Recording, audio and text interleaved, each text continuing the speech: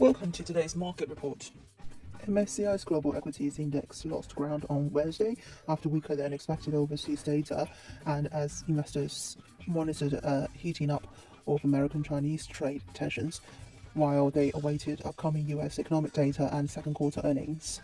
Investors shrugged off US Federal Reserve meeting minutes released on Wednesday that showed a Fed united in this June meeting decision to hold interest rates steady to buy time to assess whether further hikes would be needed.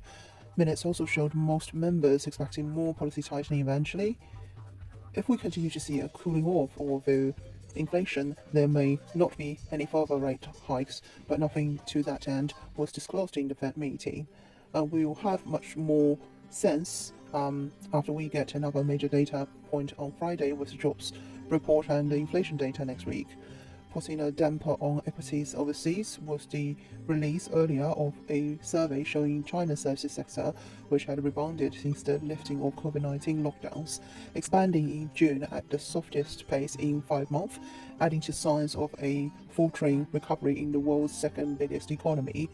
A US Commerce Department spokesperson said on Wednesday that the United States firmly opposes export controls announced by China on Monday for gallium and germanium, and that Washington will consult its partners and allies.